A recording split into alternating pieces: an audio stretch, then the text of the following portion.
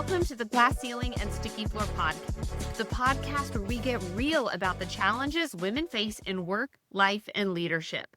I'm your host, Erica Rooney, HR executive, keynote speaker, and executive coach, and I'm on a mission to get more women into positions of power and keep them there. This is the space where we call out the paradoxes, being told to lean in but not too far, to speak up but not too loudly, to be ambitious, but not too ambitious. Does that sound familiar? Yeah, we're over all that. Here, we break down the sticky floors that keep us stuck, from imposter syndrome and perfectionism to burnout and fear, and give you real strategies to shatter those glass ceilings once and for all. So if you're ready to rewrite the rules, own your power, and take your career and life to the next level, you're in the right place. Today's guest is tackling the invisible wound that sidelines so many brilliant, diverse leaders, the psychological toll of fragmentation. She's here to show us how we stop minimizing our culture and our story to get into the workplace. And what's revolutionary is that she's not just talking about mental wellness. We've heard about that before, but she's bridging clinical psychology with strategic equity and leadership development. Dr. Christine Coleman is the CEO and founder of Cura Wellness, a concierge firm dedicated to the mental health and leadership of high-achieving diverse leaders. With a doctorate focused on the psychological effects of intersectional feminism and over 15 years of clinical experience, Dr. Coleman is the creator of the Socio-Relational Healing Theory. And yes, it's a mouthful, but she's going to tell us all about it. Now, her work is rooted in the truth of la culture cura, and I could have butchered that, but she'll let me know. But the culture cures, that's what that means. And she's also the founder of a nonprofit called Soul Sisters. And y'all, this is so cool. Soul Sisters' mission is to help women overcome societal barriers by providing educational and empowering experiences that promote personal and professional evolution. So, perfect match here with this podcast. But Dr. Coleman understands the truth. You don't have to fragment your brilliance or your story to lead at the highest level. Her mission is to equip the leaders who carry the most to thrive personally, professionally, and systemically. So I love that. Get ready, because today we're going to dive into how you can reclaim your wellness, set cultural boundaries, and achieve true thriving by integrating every layer of who you are. So Dr. Christine Coleman, welcome to the podcast. How are you? Oh, thank you so much for having me. I'm doing so well and so excited to be here. Oh my goodness. All right. We got to start with your and I feel like I'm not saying it right, Socio-Relational Healing Theory. Yay. Tell me about what it is. Oh my goodness. Let's talk about the core concepts. Let's talk about it. Okay. Well, thank you so much for kicking us off there. I think it's a wonderful intro to this conversation today. So working with women, diverse women, namely over the span of, as you heard, 15 plus years, I have been collecting information as a clinician, as someone who got a PhD and had to do research as a part of that work, really just an overall human with a lot of curiosity, leaning into how do the different parts of us manifest themselves into the everyday spaces that we take up, right? So with working with women who are in leadership roles, formerly in the workplace, but of course we all lead in all different kinds of ways throughout our ties to different parts of life. I became really curious about how these different parts of us can start to make sense and inform how do they impact our mental health, and what are some ways that we can take some of the power that we lose through these parts of ourselves back.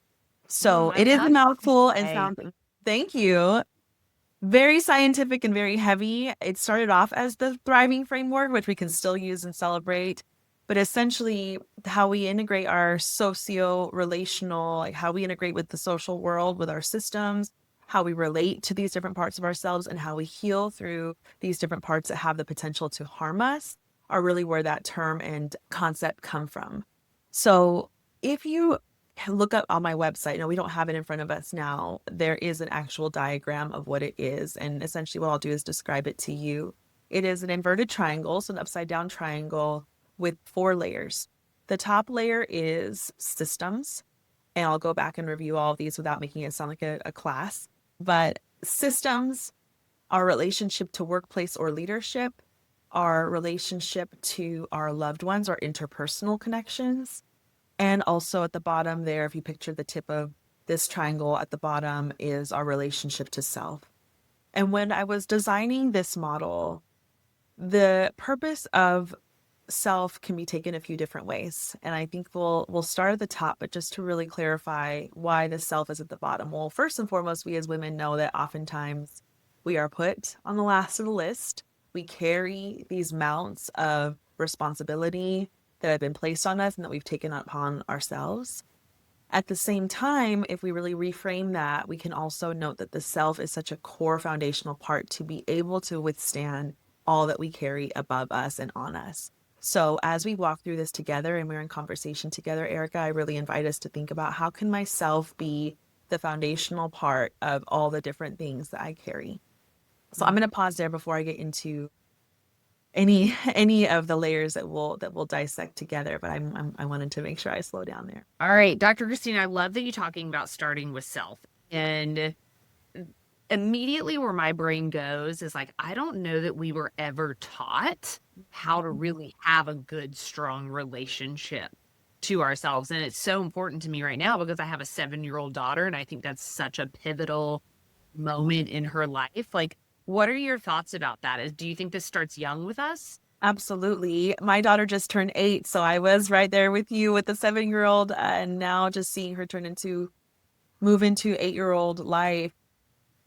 I actually just had a call with my therapist this morning, and so much of our conversation was around my daughter and how so much of what I'm noticing about her is showing up in my life. It's really bringing up a lot of my own connection to my childhood, as well as, which can happen at any phase of being a parent. We know that. But there's something about this age that I think is really calling in a lot of my childhood, not even wounds, just reflections. Some of them are wounds, but some of them are also just more broader reflections. And so to your point, yes, I think that we see so much of ourselves as adult women in our children. I also recognize that question is around, when do we really start to have a relationship with ourselves? It reminds us of how much people might have poured into that or not. So being conscious parents, that I'm assuming and know and trust that both you and I are, is all the more reason why we do this work, because we know the responsibility and the weight if we don't. We know the outcomes of what women go through when we don't necessarily have the entry points of prevention, education, conversations, empowerment at an early phase. We know the ways that can potentially impact us and harm us if not. So it can be scary, but I think it can also be a reframe of, if I have the opportunity to parent in a way that is conscious and effective, starting with my children young, and I can go across all genders, but namely with our daughters, there can be room for so much more. There can be room for so much more positive outcome in their lives. There's 100%. there's also just this real quick note of, I know we'll continue to get into this, of the reparenting that we can do, even if we didn't get that ourselves. I know, and that's a big thing. I'm seeing it all over social media and TikTok, and it's like, man, we are reparenting ourselves.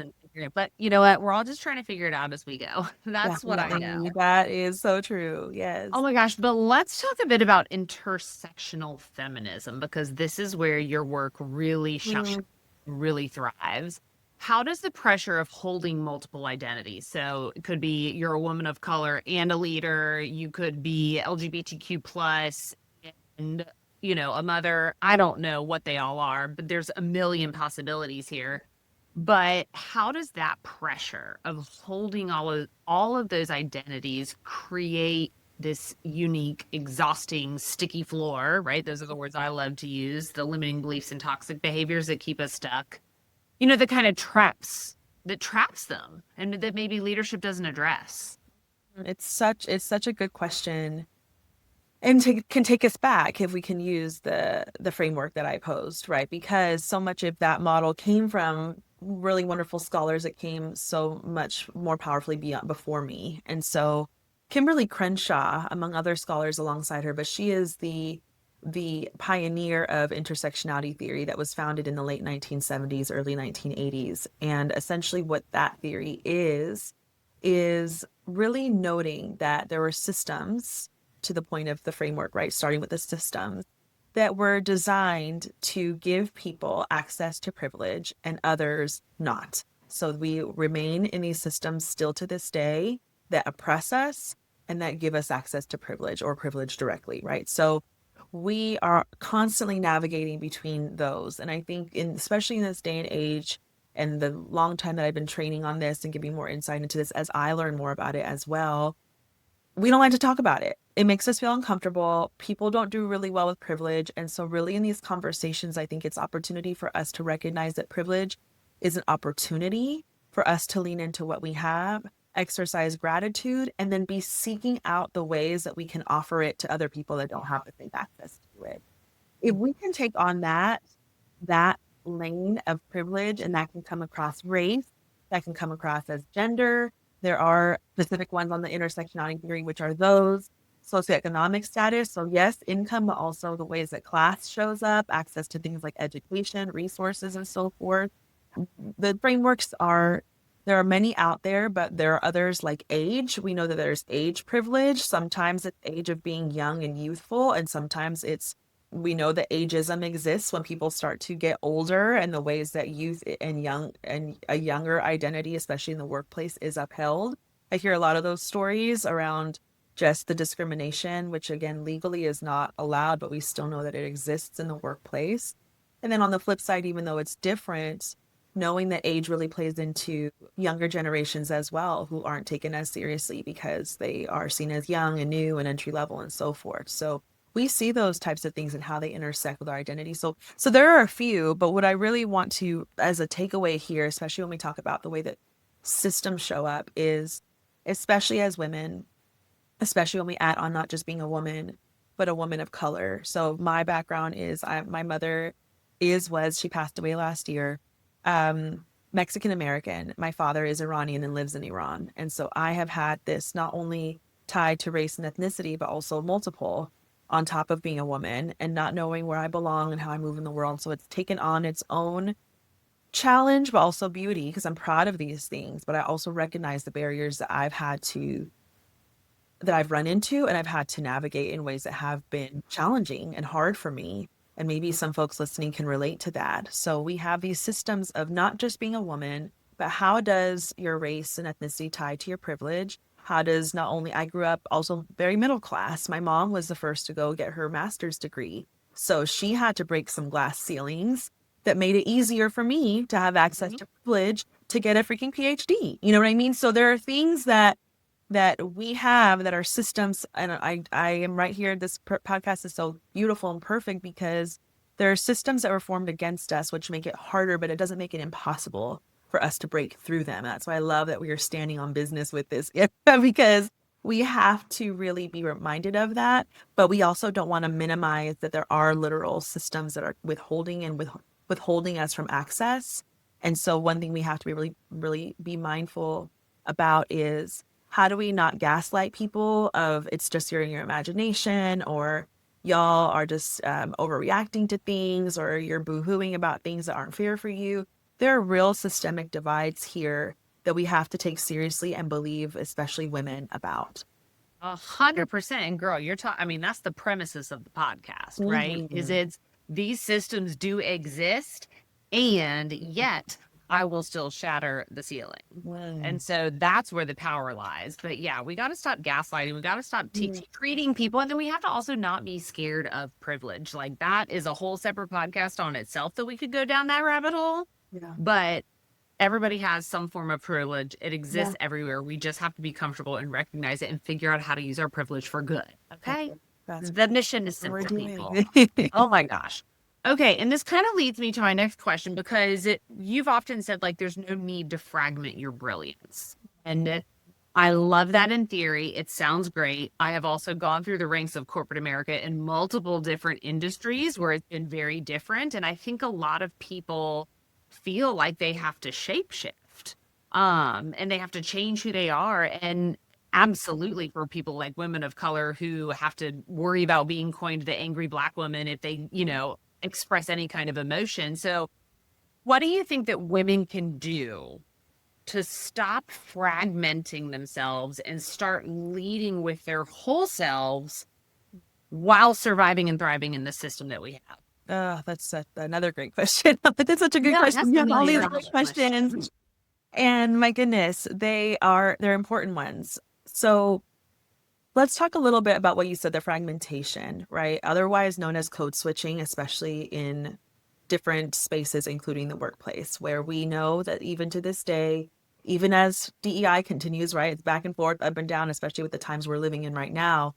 But there are calls to action and there is action being put forth in helping make these workplace institutions more inclusive and hopefully psychologically safer for people to show up as their full selves with their full racial identities and ethnicities and races, with their full language differences, right? We don't with some people who have English that is not their first language, for example, right? There are different ways that we show up that have the opportunity to be penalized or not taken as seriously, and other ways that we're seeing I have the space to come as I am. I've gotten to go into a lot of corporations and organizations, train, provide workshops, provide consulting and coaching to leaders on this very thing. And what we really have to do, again, talk about systems. The system has to continue to uphold its responsibility to what they said they were going to do. And I'm so fascinated on the HR perspective that you have of how people teams can continue to really stand on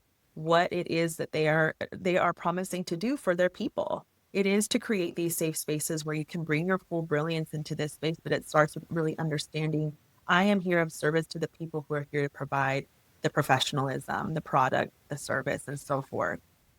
That starts systemically there, which again, there are so many barriers to that, but I think that that really is a beautiful, important, and also challenging responsibility on that part. But when it comes to the individual, I want to call in a bit of my mental health background here. We also have to pay attention to how is this impacting me mentally and emotionally. Let's do a little scan of when I step into work, do I feel a sense of peace or is my anxiety through the roof? Am I noticing that I am overworking so much just to be heard and seen that I don't even know if this has anything to do with the actual thing that I studied or trained for because I'm so busy trying to overdo or overcompensate for just being a person in this space? Is that causing me a heightened level of anxiety? Am I burned out because I'm doing and performing so much more just to be taken seriously in this space? Am I noticing that all of this is starting to feel really helpless and hopeless, and it's causing me to not only feel sad and discouraged, but borderline depressed or fully depressed, right? There are ways that our mental and emotional well-being are impacted, and they're really serious. And so when we talk about these things, they're not just nice to haves. Hopefully we can take some tools away. They have the possibility of impacting us severely if we're not careful. So to talk about tools, Erica, I think is so important and beautiful. But I would be remiss if I didn't mention what is the risk if we don't. The risk if we don't is really a detriment to our well-being and our survival in the world as we know it. And not only to survive, of course, we're talking about thriving here, but many of us are actually functioning in survival mode. So to think about the tools, it really takes me to a place of if we are not able to have a sense of belonging in our workplace, we have to seek out spaces that do make us or promote belonging outside. So this is why community is so important. You're creating a community here. It's wonderful. Soul Sisters, my nonprofit, has really been about creating sisterhood and community across diverse spaces. This is an opportunity for us to really, again, trample on those systems that say, you should not be interacting with that person. You should stay in this lane and you should stay in your lane. You should stay down here while I remain up here. We need to really minimize that gap, that societal gap, by interacting with people who are different than us. At the same time, our core belonging really does get filled when we feel like we are less anxious about being around people who might be different than us. So affinity groups are really important around women of color, around women with different family structures, right? The ways we can find belonging, I think, are super important. And of course, taking care of the individual self through different self-care practices, which I'm sure we'll get into, but I think those are really important places to start. Hmm. You know what? Community is like the word of the year, and I'm seeing it more and more. And I don't know if it's just the times that we live in. I think we became so We disconnected did. We did. that people are finally seeing they need to bring that in. And I just recorded a podcast with a woman about all about leading while introverted. It was super Oh, interesting. that's awesome. Also about the power of community and like replacing networking with finding community. And I thought that was so powerful. But That is. it really, at the core of it, it's because it teaches that belonging. And this whole time you were talking, it brought me back to this one training that I was a part of many, many years ago when like DEIB was just starting to emerge. Back when like I think it was just D and I back Mhm. then, you know? And they did a very powerful exercise for everyone in the room who really struggled to understand privilege. And it was just, I want you to write down the top 5 things that make you you, right? Like what, so, when I think about myself, I'm like, well, I'm a mom to these 2 kids, I'm a wife, I'm a fitness, crazy person. I love,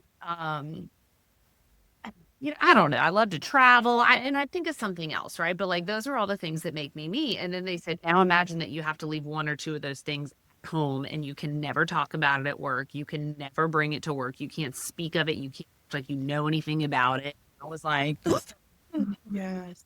like, oh my gosh, that's so like, I could never go into a workplace and not talk about my kids. I don't know what I talk about all day. And Wow. so it gives you this perspective of what people who do feel like they have to minimize their cultural identity or important pieces about them, like what they actually might feel like. So Yeah, that's a really great activity. And I'm so glad that it landed with you and that you kept it as a really vivid memory for yourself and hopefully something that has really informed the way that you see the world and just becoming more conscious because that's all we really can do, right? We of course want to put forth action beyond the belief and understanding, but really holding on to those truths that are really going to help us navigate the world in such a different way, hopefully with so much more compassion, understanding, empathy towards others, especially when they're different from us. And as you were sharing your example right now, it made me think of, again, we have our own silos that promote belonging where we do feel a sense of safety and ease of, okay, this person looks like me, this person moves like me, we're from the same place. We jumped on this call, we're on the opposite sides of the coast, but we found out that our daughters are really close in age. We found out I used to be a Zumba instructor, girl. Like I love the fitness world. Like just there are, unless we put ourselves in these situations where we're able to say we're diverse, but I am willing to be in community with you and learn about somebody outside of my familiarity, outside of my own lived experience. How beautiful, because now that's what we're doing is we're closing the gap that tells us that we don't deserve or are not worthy of being in spaces with different people, especially being in privilege. I am a woman of color. You are a white woman. There are different access things that you have access to that I don't. It doesn't make you any better than me, and it doesn't make me any better than you for the privileges that I have, right? But at the same time, how would we know that if we are continuing to just stay separate or be in our safe zones all the time? So this is really why diversity in the acronym is so beautiful, but so is inclusion. So, right, we need to not just be diverse on a postcard. We really are continuing to promote the belonging and inclusion that we want to see, which is part of this dialogue and part of getting to understand each other beyond what we think we might know about each other. 100%. Absolutely. Okay. You mentioned a little bit some of those self-care rituals or things that we can do. And so lay them on me. We Like, how jump do jump we into it. prioritize their wellness? Definitely. So we are busy. We are really busy. I know I am. I imagine you are with the many hats of motherhood and work relationships and so forth. We really need to prioritize some me time and really take that seriously because there's so many women that I speak to that have the paid leave, that have support and don't take it for a variety of reasons, right? There's this tied to purpose around what we do. There is tied to um, there's tied to guilt. If I don't do this, then what's going to happen? Are my kids going to think that I'm abandoning them, or am I going to drop the ball at work and so forth? So a lot of that is around, of course, this word that we use all the time, which is boundaries, but they're true, right? Boundaries around what it is that we are willing and unwilling to give of ourselves. It's a hard one, especially again from different cultural groups where boundaries can be seen as a form of disrespect. We come from, I can't generalize all cultural groups, but many cultural groups, especially those of color from different parts of the world, there is a collectivistic approach to family and community. So we all rely on each other. We all take care of each other. If somebody steps out of that and says, I have a boundary that I need to honor and take care of myself, what do you mean, right? That doesn't land well according to what oftentimes the upbringing and the cultural beliefs are. So we have to be really mindful about what we tell women, especially women of color, about what works and what can work, because essentially what you're saying is go take care of yourself and step away from your cultural community that has been there for you all along. So there is a really strong risk whereas maybe for a lot of women who grew up in Western societies, there is more of an individualistic approach to things where self-care could feel maybe a little bit easier to access because there is a notion of you take care of yourself at the end of the day and so forth. So while I still believe it is important to take care of self, and why I think we can work with our communities of diverse backgrounds to really promote the self, I think we have to also be really compassionate about that middle ground of how much more of a stretch or pull or even risk it can be for some communities. So as I talk about self-care, I think we also have to put in parallel community care, because the self can feel very individualized and uncomfortable, but we can sometimes feel that we are taking care of one another, which can ease some of that anxiety or stress that can come with that. So what does community care look like?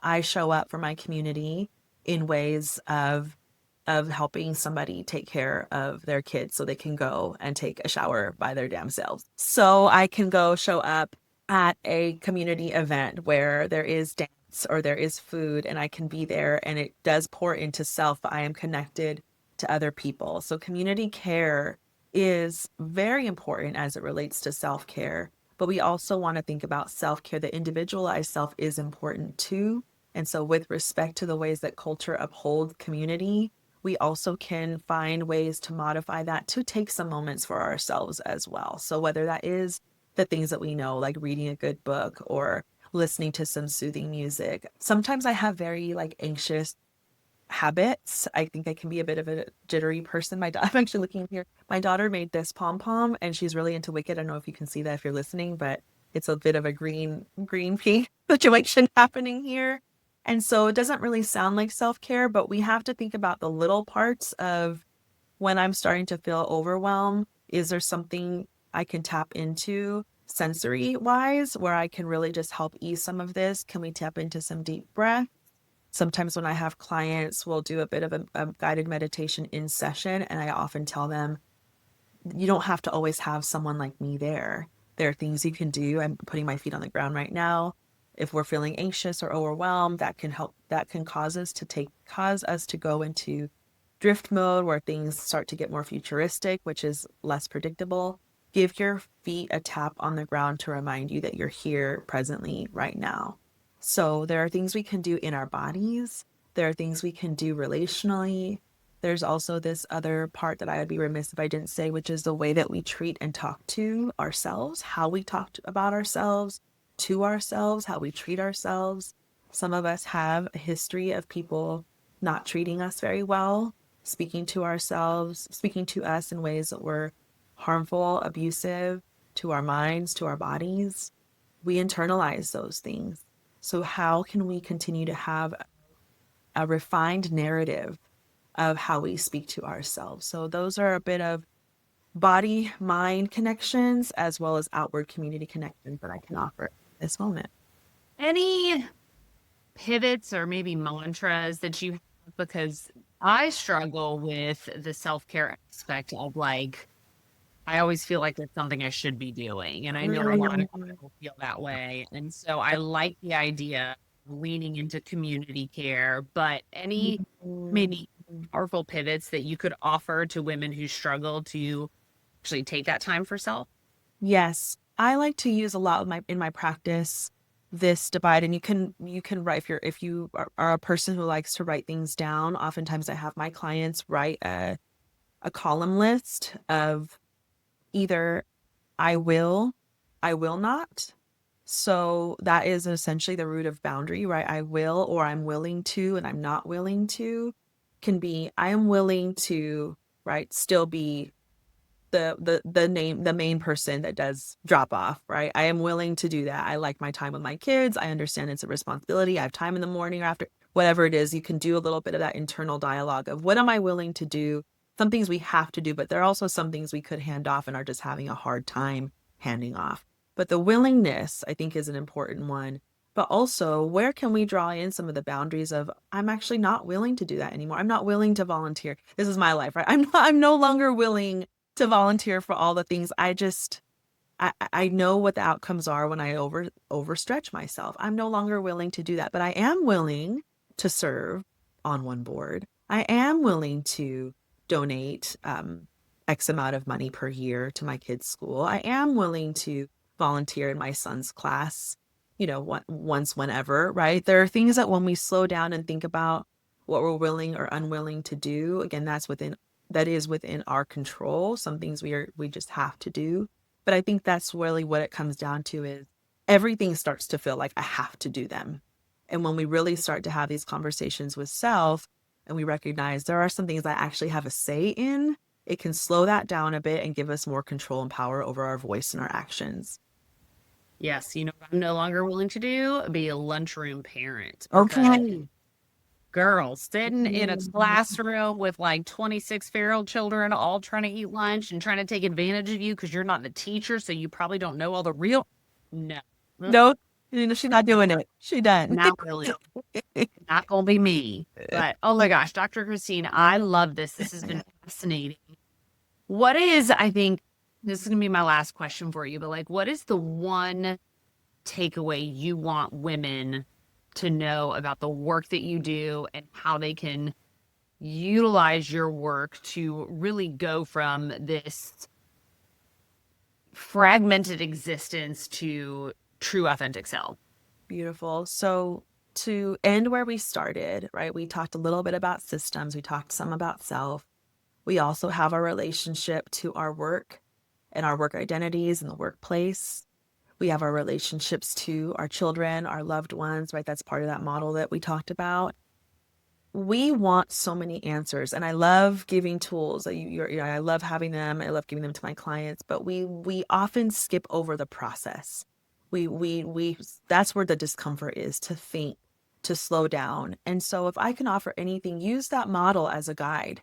To think about, what is my relationship to these systems? In what way do the systems serve me and do not serve me? What are actionable things that I can do? Who are the people that have privilege around me that I can call in to show up for me when I need some access or support around these areas? It might be difficult, but I think that's where we get some of our power as well. And also, if I do have privilege, to our point earlier, where can I show up in ways? How can I be out there seeking opportunities to serve and support? Similarly, in the workplace, what is our relationship to our work? Is our work relationship, has it become, I use this visual called the identity pie. It's a pie chart, essentially, right? Some clients I have are like, oh my gosh, I don't know how my pie chart with all my roles and responsibilities became 75 to 80% work life. If that is a season that you're in and that's something you're proud of because you love it, that is your choice. But if you're recognizing work took over more than I took over it, are there modifications that you can make? Am I working to get recognized, to get credibility because these systems are making me or forcing me to act in these ways?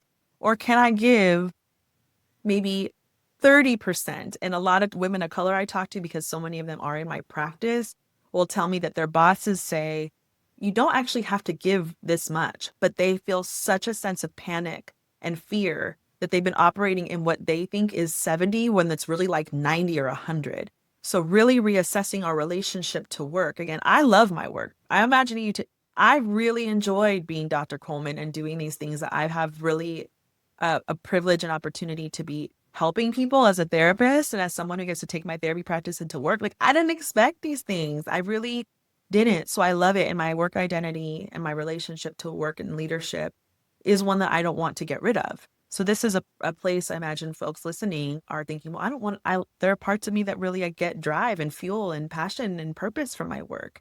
So really, what is your relationship to it? How is it serving you? How is it maybe perhaps detrimental to your well? And then, of course, our relationships, and then coming back down to self, having the process and the moments. And we don't have a lot of time all the time, right? But if you're on a walk, if you're listening to a podcast, can these be little pockets of opportunity to do some self-reflection? There is power in those moments that can lead us to the outcomes that maybe we are seeking. Yes. I mean, I have to intentionally remind myself sometimes that I don't need to bring my cell phone with me 5-minute dog walk at the end of the, Mm, yeah. just little things, little Little things. thing. Yeah. Oh my gosh, this was amazing, Dr. Christine. Thank you so Yeah. much. Listen, if today's conversation lit a fire under you, here's your next move. Don't keep it to yourself. Share this episode with a friend, drop a review, and let's keep the conversation going. Remember that your potential is limitless, and the only thing standing in your way are those sticky floors. But guess what? You have the power to break through them. So go out there, take up some dang space, and let's shatter some ceilings together.